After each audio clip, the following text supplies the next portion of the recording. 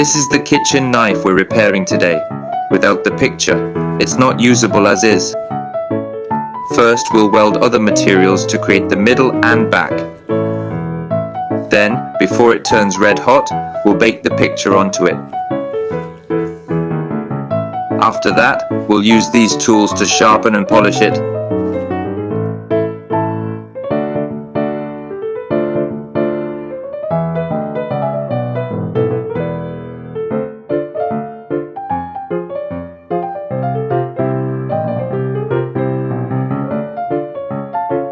At Sanshodo Cutlery, we also offer blade resharpening services.